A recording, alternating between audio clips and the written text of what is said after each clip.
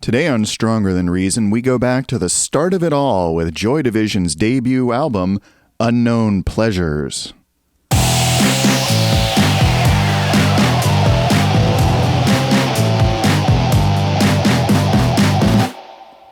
Welcome to Stronger Than Reason. So far, I've spent 3 episodes talking about New Order, and that's probably a couple of hours. And I've mentioned many times that they're the band I've spent the most time listening to. So if you're going by that measure, they're arguably my favorite band, or, were, kind of changes over time. I've also said that I'm mostly interested in their work from the beginning of their career to about, 1992 or so. But really their career goes back further than that. F. Scott Fitzgerald once said, "There are no second acts in American lives." But we're talking about the British here. And this band did indeed have a second act. Their second act was New Order, which they became out of necessity in 1980 due to a death in their former band. But more on that in a bit. The point is, before they were New Order, they were another band, one that was hugely influential. This other band, this first act, would inspire thousands of later bands that would describe themselves as new wave, goth, alternative, or just post-punk. That is, whatever came next after the Sex Pistols democratized music and proved to everyone that anyone could do it. So you didn't have to be a Robert Plant or a Jimmy Page to be a musician. The Sex Pistols were precisely what triggered this entire chain of events, because in 1976, childhood pals Barney Sumner and Peter Hook were 20 or so and caught the Pistols show at Manchester's Lesser Free Trade Hall, and their minds were blown. They ran out and bought a guitar and a bass, respectively, and immediately set out to form a band of their own. Soon enough, they found a lead singer, another young guy named Ian Curtis, who had impressed them with his jacket because on the back he had painted the word hate in big white letters. They cycled through drummers in a kind of Spinal Tap sort of way before they found the right one, a shy guy from Macclesfield named Stephen Morris, who, it turned out, could play with unrelenting machine-like precision. So thus assembled, they considered a variety of band names before settling on Warsaw, which they nicked from David Bowie's song Warsaw, and they began playing live gigs. Unfortunately, there was another local band called Warsaw Pact, which led to some confusion. So Ian, Barney, Peter, and Stephen renamed themselves, and they picked a phrase from a book Ian happened to be reading. He read a lot of books. This one was called The House of Dolls by Kotsetnik 135633, which was an account of Jewish women kept for sexual slavery by the Third Reich. So yeah, not exactly uplifting. And the name would cause them some trouble at first, despite the fact that they had no Nazi sympathies whatsoever, quite the opposite. But from that point forward, the band were known, maybe with some irony, as Joy Division. Now, I want to address right up front why Joy Division are so important. No one explained this better than Tony Wilson, who is the head of Factory Records. He really nailed it when he said, and I paraphrase, "Punk enabled you to say F you. It was just a single, venomous, one-syllable, two-syllable phrase of anger, which was necessary to reignite rock and roll. But sooner or later, someone was going to want to say more than F you. Someone was going to want to say, I'm effed." And Joy Division were the first band to do that, to use the energy and simplicity of punk to express more complex emotions. And that's the end of the quote from Tony Wilson. And that, in a nutshell, is why Joy Division are still a big deal. They're still very important because they were one of, if not the first band to make that transition from punk to post-punk. So as new bands do, they took what opportunities they could get. You have to be scrappy, so they jumped at a chance to record some tracks for RCA Records. It was their first taste of the studio, working with producers John Anderson and Bob Auger. The band weren't happy with the results, but those recordings later surfaced as a bootleg that was highly sought after. But in 1994, it was commercially released for the first time as the album Warsaw, which I have here. I picked this up when it came out. It was in a store called Media Play. Do you remember those? I immediately recognized it despite this fancy new sleeve, and I just snapped it up. And I gotta say that this album is fascinating to me for its historical significance and for giving us a picture into early Joy Division, knowing what the band would later become. But I have to say that these recordings are not great. They just don't sound great, and the songs themselves are very raw. They're almost demo quality, and the band were especially unhappy with the producer's insistence that they add some synthesizer sounds. I mean, synths? How outrageous! This is punk! We don't want synths. And Joy Division had enough, so they pulled out of the RCA deal. Some time passed. They refined their songs by playing more gigs. They sharpened their chops and got better and better. Now, the story of Joy Division is tightly intertwined with the story of Factory Records. They were codependent, and the success of one was the success of the other. And that partnership started by the band bumping into Tony Wilson one night at a gig. And at the time, Tony wasn't a big label exec. He was just a presenter for Granada Television. And he had his own TV show called So It Goes, where he had bands come on and play. And it was a rare platform for new music at the time. Now, legend has it that Ian Curtis confronted Tony and bawled him out for not featuring Joy Division. And Tony, who is nothing if not a schmoozer, countered that he'd be happy to have them on and the very next show, which he did in fact arrange.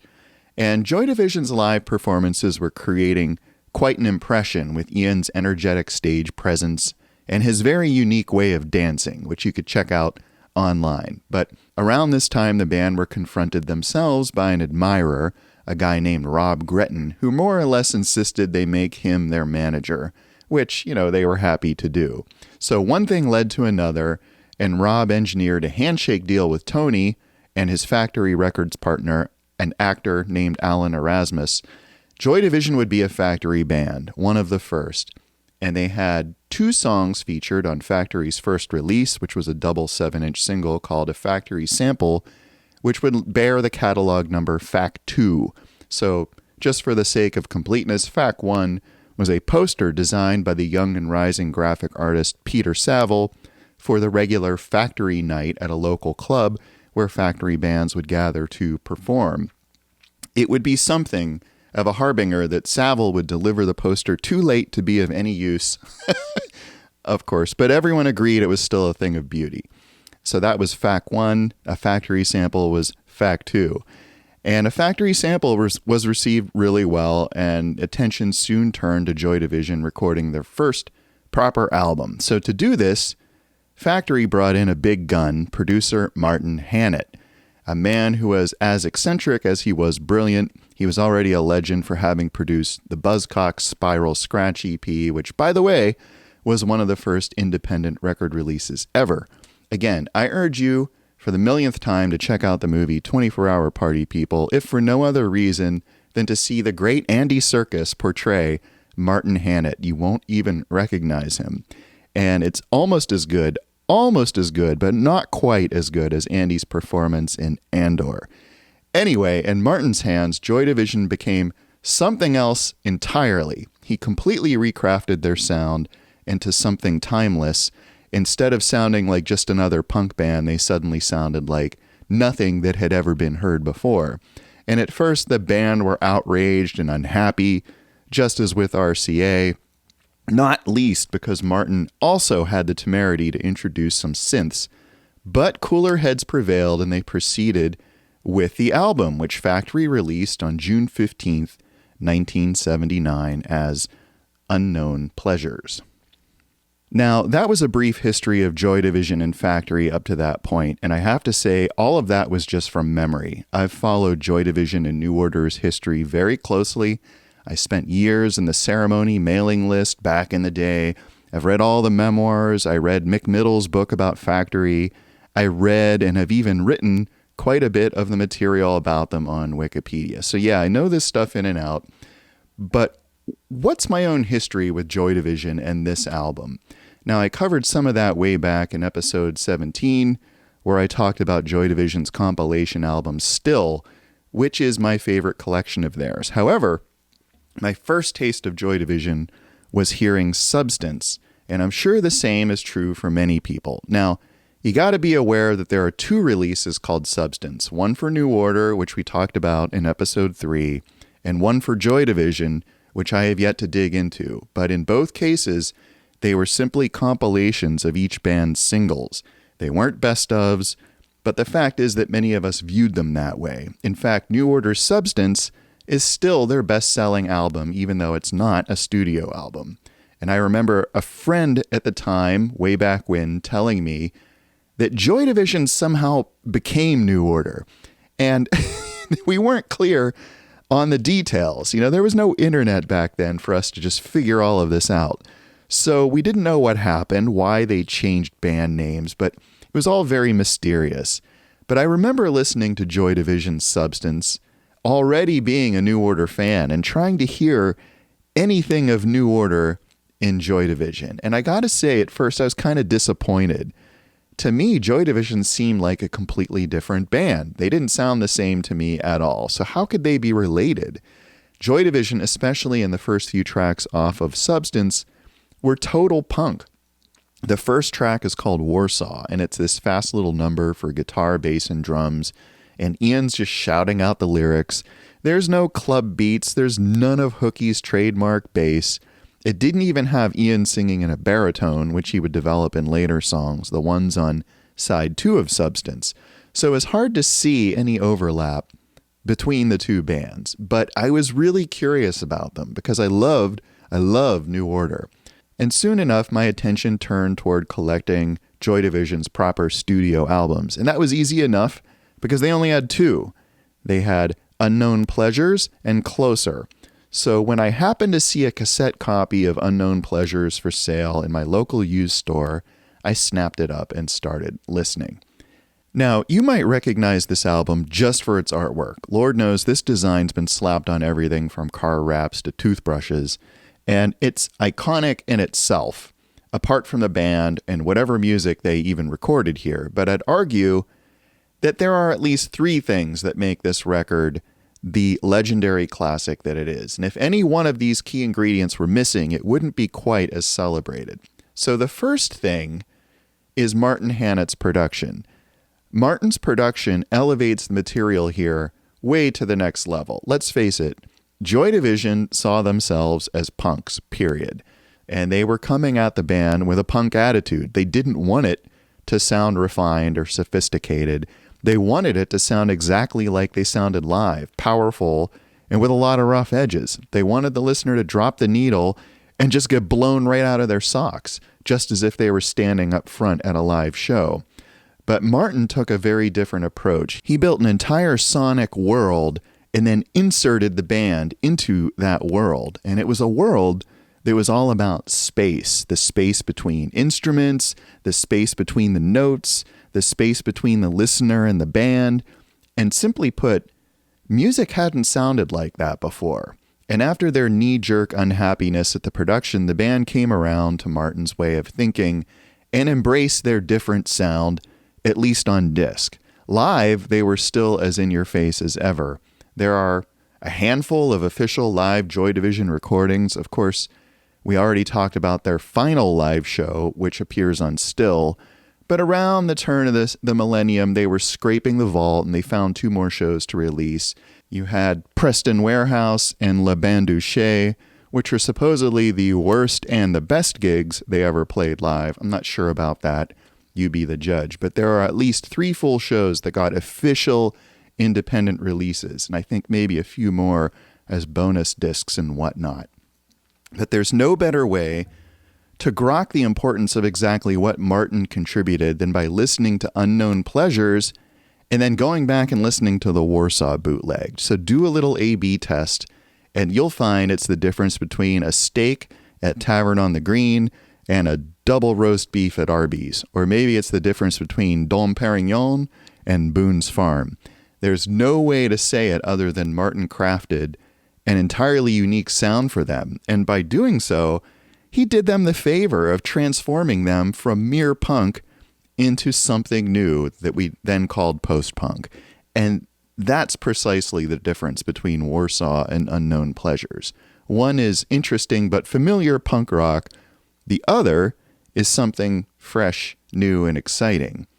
So Unknown Pleasures is maybe the first post-punk album, but it's also just timeless music, and that's what makes it a classic, that the fact that it's timeless. And they have Martin to thank for that. Even now, no one sounds quite like these early Joy Division recordings, to the point that when you listen to them, it's kind of like visiting an exotic country where everything has its own look and smell and taste. And in technical terms, I think it comes down to the way Martin used reverb, the way he created space around each instrument. And this is the second time I've tried describing it, but if you really want to get the idea, you're just going to have to go listen to these songs for yourself. And I think the subject of Martin and Joy Division is fascinating, though, because I kind of wonder what would have happened in their development if someone other than Martin had really tried producing them, like another big-name producer of the time, like, say, Trevor Horn or Daniel Miller or even Adrian Sherwood. I mean, that last would have been a real mind blower. Okay, so that was one thing, Martin's production. The second thing, the songs themselves are very strong. And in my mind, they're strong because they're simple. And we've touched upon that idea over and over again on this show, how simplicity is power. And the sonic palette here is very limited. Every song is just Ian's vocals, Barney's guitar, Peter's bass, and Steve's drums. And then there's some synth and found sounds that Martin sprinkled in. They aren't using a ton of samples. They haven't dialed in a different guitar or drum sound on every song. There's a sameness across the album, a uniformity. And you might think that that would make it boring for the listener, but it's not boring at all. It's a case of the sum being much bigger than the parts. And in science, we call that an emergent property. There is an emergent property of complexity in these songs. Maybe some of it is how the parts interlock with each other, or in the overall arrangement, how it subtly builds and releases tension, or the way certain phrases or parts repeat, or it could be in the lyrics, which always seem totally on point. And by the way, it's hard to realize that these lyrics were written by a guy who was just 23. I mean, Ian was practically a kid, and he's singing lines like, "I remember when we were young," with complete conviction. And he pulls it off because there's also a greatness in Ian's delivery, his vocal melodies, the way they're catchy, the way, like I said, they repeat key phrases like a mantra. And on this album, he's still searching for his voice, and you could hear it. He still sounds very young here. He hasn't fully embraced the baritone, but there are hints of it here and there. And for sure, as you listen, it's definitely Ian Curtis. Sounds like him. But he doesn't quite sound as mature as he would on the next album, even though he'd record those songs just a few months later. And that's another amazing point that's very easy to forget about Joy Division. They were only around a very brief while. It was just 11 months, almost to the day, from the release of Unknown Pleasures to Ian's death. It's really just a blink of an eye for the band to go from the up-and-coming thing to a rock myth forever frozen in time so quickly. Reading the memoirs, the guys didn't even really have time to realize what was happening to them in those moments. It took years to fully process all that happened in that brief span of time. And, you know, they were all pretty much kids at the time with a kid's typical tunnel vision. You know, each member was really focusing on what they did the best. So Ian would focus on vocals and lyrics. Barney would come up with great guitar parts. Hooky would come up with great bass parts. And Steven played the drums like a madman. And that allowed them to all focus on doing just one thing and doing it as well as they could. Just, you know, taking advantage of all their strengths. And by all accounts, Ian's death would kind of just torpedo that balance that they had as a band, their way of working together. So suddenly they would have no confident lead singer, and going forward, someone would have to sing and do whatever else they were doing. So it would really leave a hole in the band that was really like a wound, one that just never really would fully heal. But all of that would be in the future. We're still talking about Unknown Pleasures here. So the third thing about this album that makes it so great is Peter Savil's sleeve design and packaging, because he managed to mirror the music visually, expressing the space, the coldness, the isolation. And that's even more true on the LP, because on the LP, the central design is even smaller and it's surrounded by much more black. It's really just like floating in space. So this design is a ridgeline plot of energy received from a pulsar. And a pulsar is an astronomical object. It's really an ultra-compact star that's spinning very, very quickly, sometimes hundreds of times a second. And occasionally these stars will emit radio waves in a beam along their magnetic fields. And it's sometimes the case that these beams will happen to point toward the Earth. And when that happens, we see the star flash on and off very quickly in radio frequencies. So this plot was created by analyzing signals from the first pulsar that was ever discovered. And to give credit where it's due, it was found by the astronomer Jocelyn Bell in 1967 in Cambridge, England. And this plot was created by another astronomer named Harold Kraft, who was looking for patterns in that pulsar's pulses. So he created this specific diagram for his doctoral dissertation in 1970. It just so happened that Barney Sumner saw it in a textbook, thought it looked cool, and passed it along to Peter Saville. The result is what you see here, and of course it's become iconic and ubiquitous. Naturally, Peter Saville opted to not include the band name or album title on the front cover, which would kind of become a hallmark of his even into the New Order years. He did, however, put that info on the back cover along with a track list. The point, I guess, is that Saville's design did for the physical artifact what Martin Hannett did for the audio. So it lifted it above the standard punk releases of the time and made it almost a coffee table album, a collectible, something you wanted to pick up and hold and look at and wonder about, even without listening to the music. So anyone who's listened for a while has heard me argue that, yeah, you can, in fact, judge most books by their covers. And this is a great example of that. This cover represents the music and its production 100%.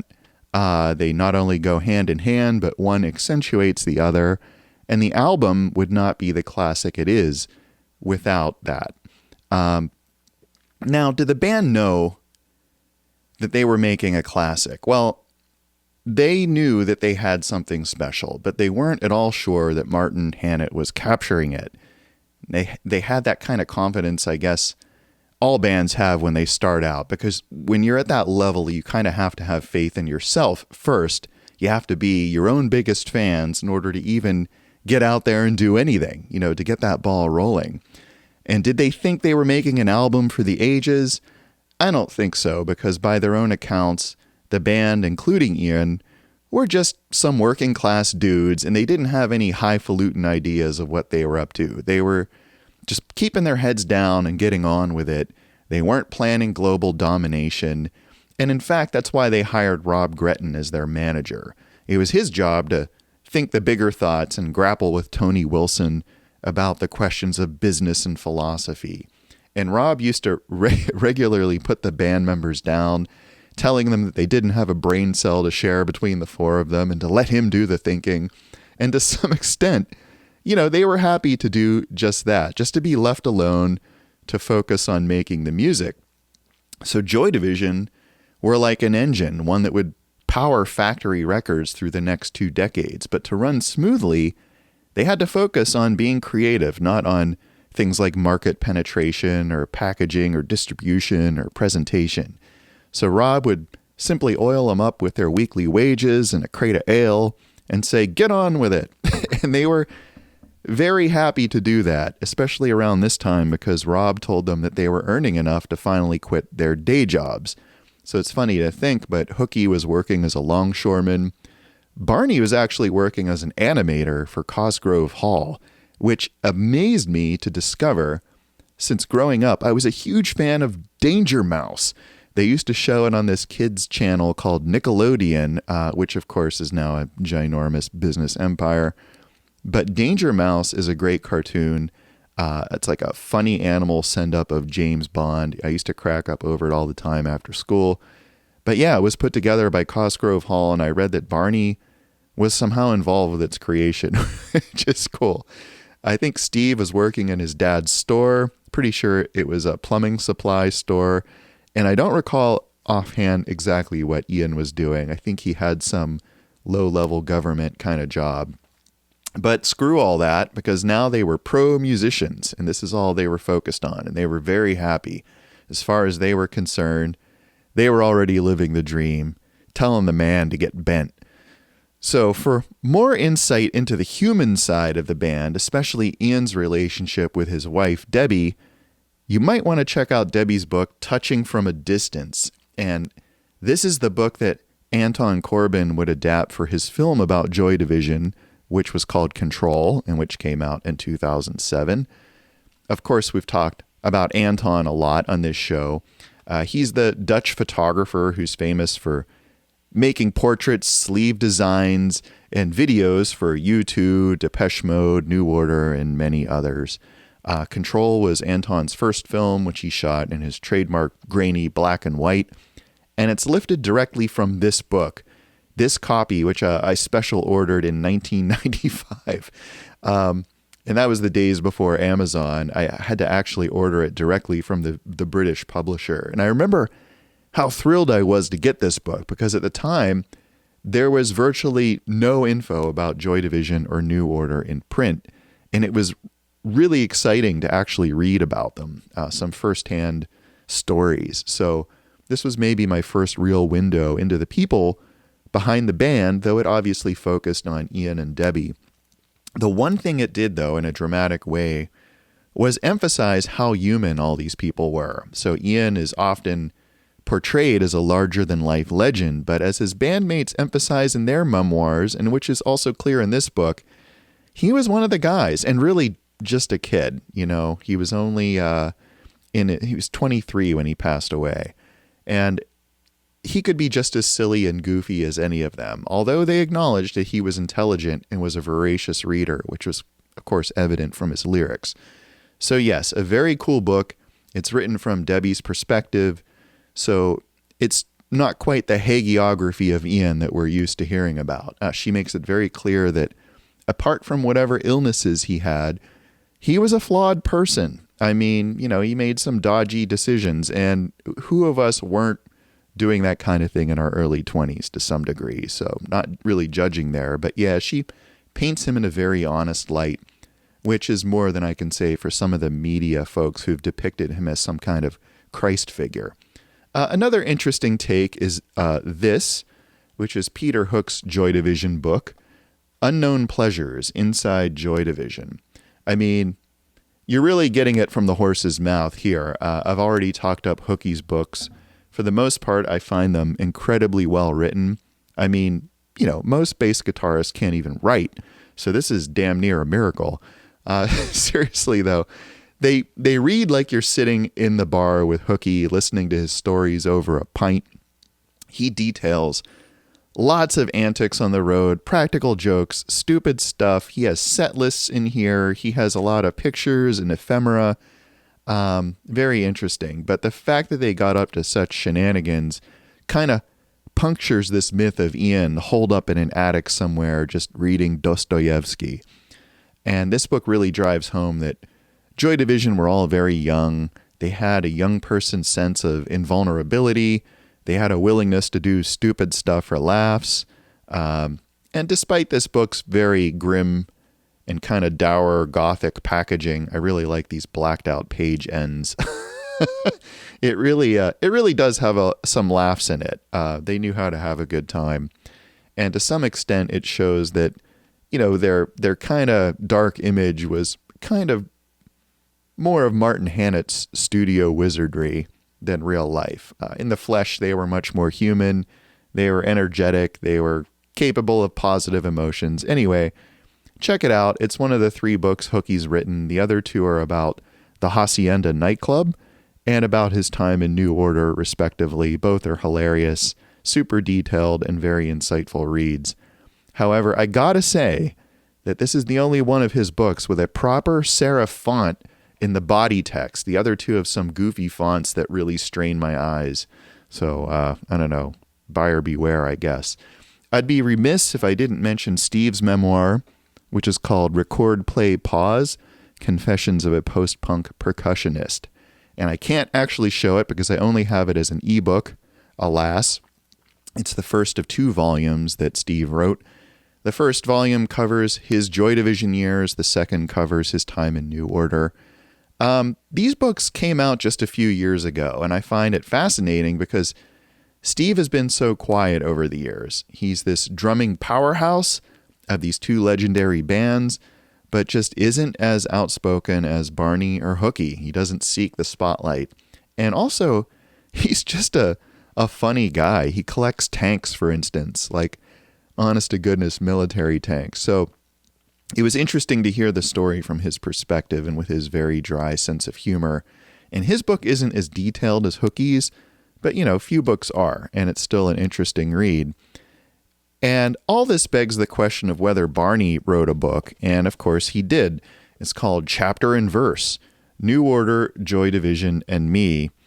I don't dig this one as much, I have to say. Maybe because it's ghostwritten, maybe because he spends more time in his home life than he does about the details of his life in the bands. Still, this is Barney's take on things, so he has a unique perspective, just as Steve and Peter do. One could argue that among the band members, he was maybe closest to Ian, so there's that. So a lot of memoirs out there in print, if that's your thing. If you're interested in Joy Division's history, but don't really want to watch Control or read all these books, check out the documentary called Joy Division that came out in 2007. It's online, very easy to find. It features interviews with all of the surviving principals, band members, and folks around them. And strangely, it features live interviews with Anique Honore, who is Ian's mistress, and it only has written quotes from Debbie Curtis, his wife. And I'm hoping that that's because Debbie just chose not to be involved and not because the filmmakers intentionally skipped her, but I don't really know. Anyway, it tells better than I can why Joy Division means so much to so many people, so do check that out. Anyway, enough with the book and movie reviews, although it's funny that there are far more hours of videos about Joy Division than there are hours of music that they actually recorded. After all, they only recorded about 80 tracks in total. That's a very tiny discography when you compare it to most bands, but it gives you some idea of the importance of that small batch of music, that people really, really, really love it. But yeah, let's talk about the music specifically on Unknown Pleasures. So if you drop the needle, what do you hear? Well, on side 1, which is labeled as Outside, the first thing you hear is Steve's drums, all reverbed out, then Hooky's bass, then Barney's guitar, and then Ian's vocals. And the first song is Disorder, which is one of their more upbeat numbers. It's fast, it's got a lot of energy, and it's probably a total surprise to anyone who thinks Joy Division only makes sad and dismal, slow music. But it's a great example of how they could put together a perfect little pop song. It's got a bunch of different parts, guitar leads, great vocals, and throughout you can hear Martin's synthesizer embellishments. I know that Barney around this time hand soldered a synthesizer, one that he bought as a kit, and it was called a Transcendent 2000. But I'm not sure if any of the tracks here feature that. I think many of these incidental synth noises we hear on this record are just from Martin. Usually if Barney's playing synth, he's not playing guitar or vice versa. He doesn't really multitask well, which is why they had to get Jillian into New Order.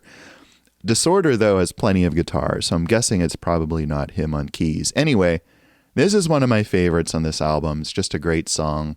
It's a great lead-off track. Should have been a single. Next up is Day of the Lords, which is a far slower, more gloomy affair. I think this song is interesting because it features Hooky playing bass in a kind of traditional way on the low registers. It also has some keyboard lines, but again, there's guitar, so I'm not sure if Barney overdubbed them.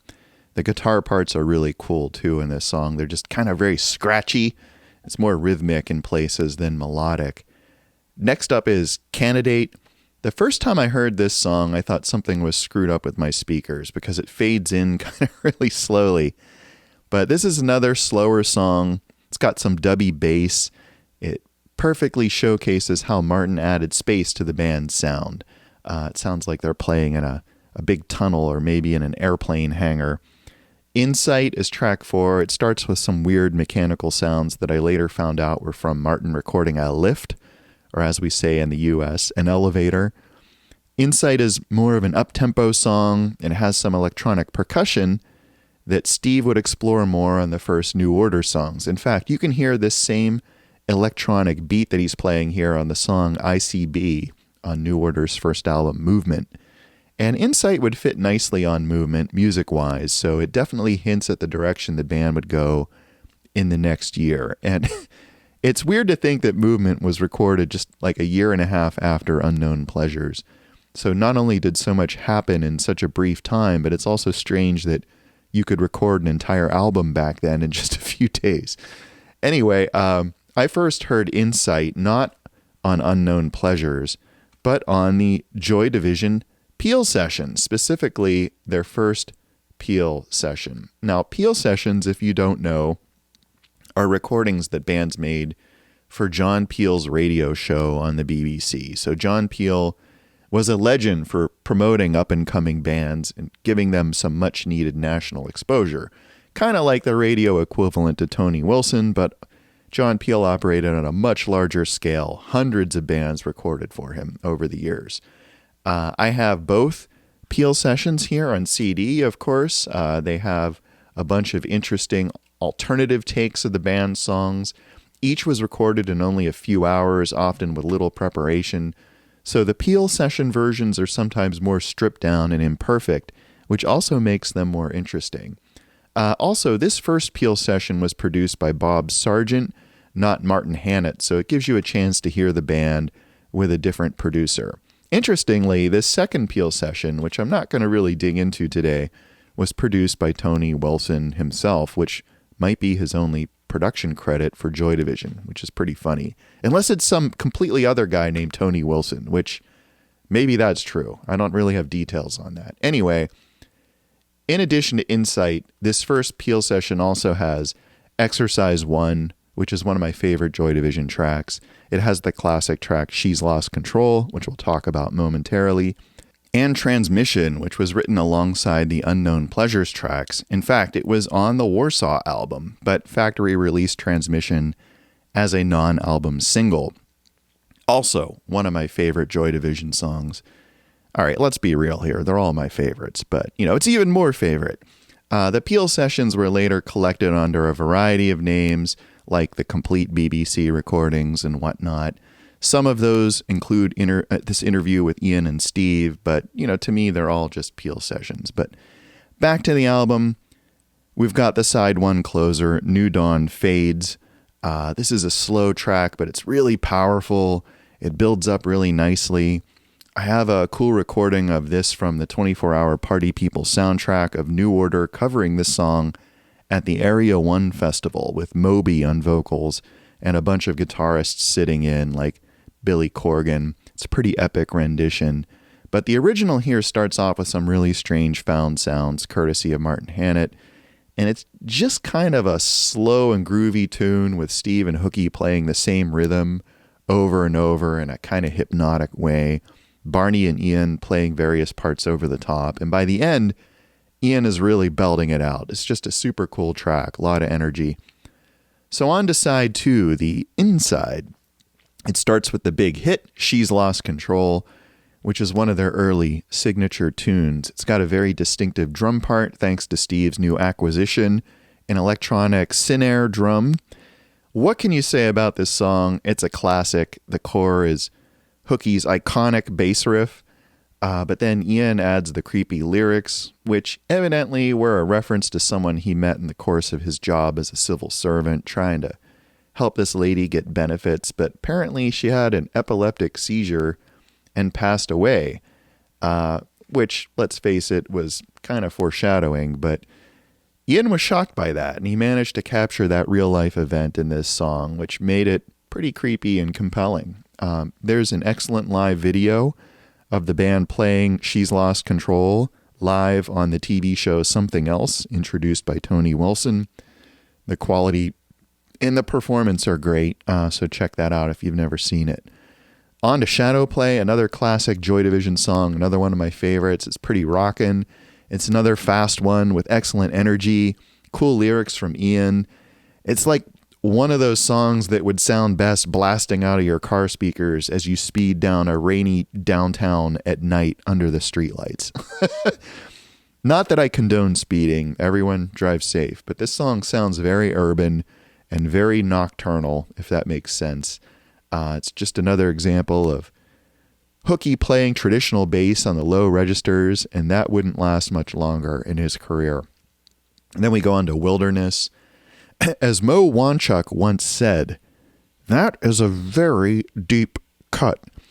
Wilderness is not really a tune that jumps out when I think of Joy Division. It's not often in collections. It's mostly an album track, though they did play it live. Mostly it comes to mind for Hooky's weird sliding bass part. He slides around quite a bit on this song. And it has Ian chanting Tears in Their Eyes at the end. So kind of an odd song, but pretty cool. And then we have Interzone, which has an interesting history.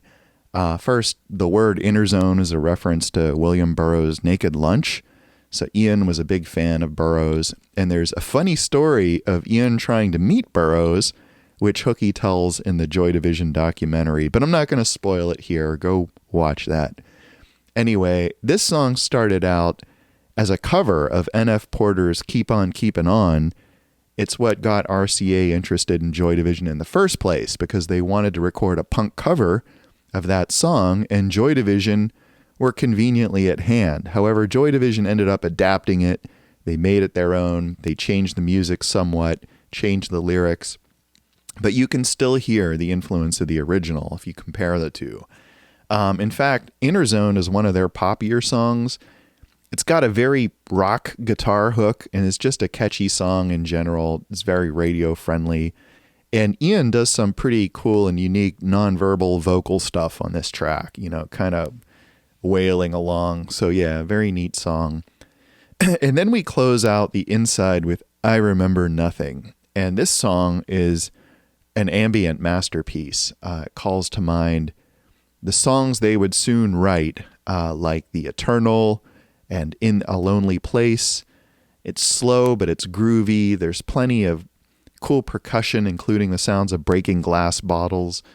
And there are also 2 vocal tracks and parts, so in places Ian accompanies himself, which sounds kind of disorienting. But this song is a great example of Barney's more textural guitar. He's not really playing melodies.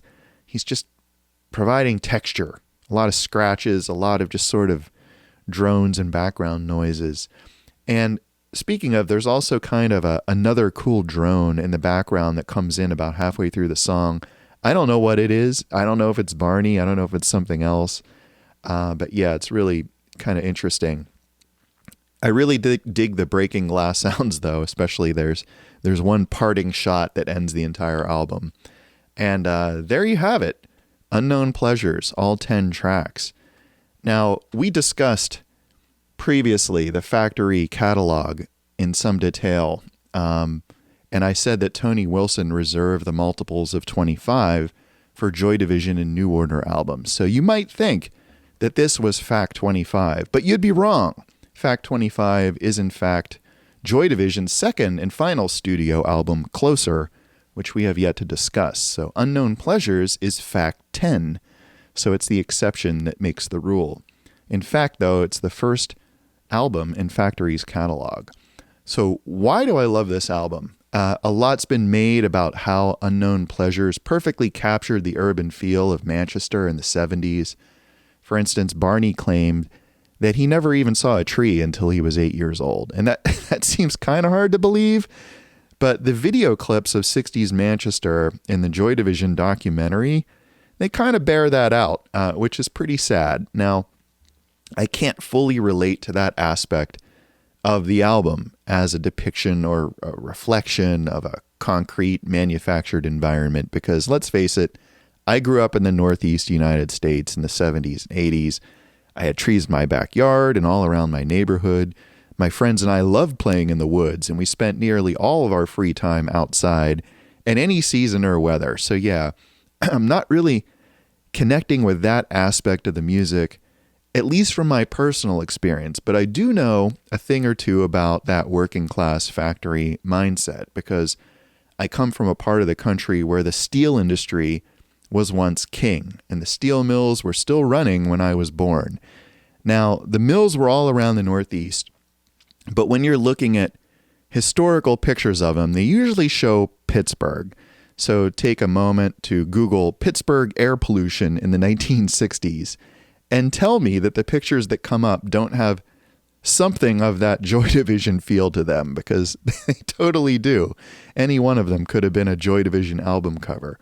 So that sort of dystopian urban environment was very familiar to my grandparents and parents. Both of my grandfathers worked in steel mills, so my family personally comes from that culture, that steelworker mentality. And back when I was born, most men in my town saw themselves as fodder for the mills. It was a default future, unless you were smart enough or lucky enough to avoid it somehow. Fortunately, that situation evolved in the 70s and kind of took the mill off the table for a lot of us. The overseas competition just killed steel production in the Northeast. As Ned Braden put it, 10,000 mill workers placed on waivers. So suddenly the future and the air looked a lot brighter, and fortunately I didn't get caught up in all of that. So indirectly, I have some cultural experience with the world that Joy Division were trying to depict. But mostly when I listen to this record, I don't think about all that stuff. I don't think about it. I think about the music itself, how simple it sounds, to the point where it's almost formulaic. It makes you feel like you can almost copy that formula and make 100 songs like this in this style. But really, that's very deceptive because there's a lot going on in Barney's arrangements. There's a lot going on in Steve's drumming, in Hookie's bass parts, and especially in Ian's vocal delivery. So while it seems simple, it's also entirely unique, and it's not something that's easy to replicate, and I can appreciate that. I appreciate the fact that these four non-musicians decided to make art and ended up making some of the most durable music of my generation. And it's hard to believe that Unknown Pleasures will soon be 45 years old, and it's still turning heads. So songs in this album have been covered by hundreds of bands around the world, including The Killers, John Frusciante, Girls Against Boys, Siobhan Fahey, and Grace Jones. And it's still turning heads for the sleeve design, which, fortunately or not, has become a meme in its own right, ensuring that this album will long outlast us all. So what happened next? Well, I think we all know the story, but just in case, Joy Division recorded a second studio album, Closer, and they were poised for international success. In fact, it was on the very eve of their flight to the United States for their first American tour in May 1980, just prior to their second album's release, that Ian Curtis took his own life. And that changed everything.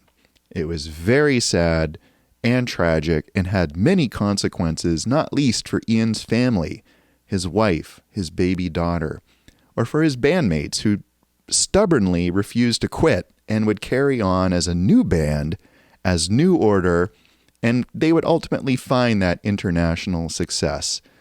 But that's a story for another time, because there you have it, folks, Joy Division's Unknown Pleasures. Listen to it, live it, love it, get the cover tattooed on your ass.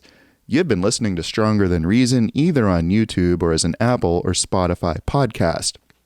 Like and subscribe, or not. Leave a review, or not. I can't tell you what to do, because as Steve Hansen once said, I'm listening to the f***ing song. Thanks so much for listening, and until next time, stay strong.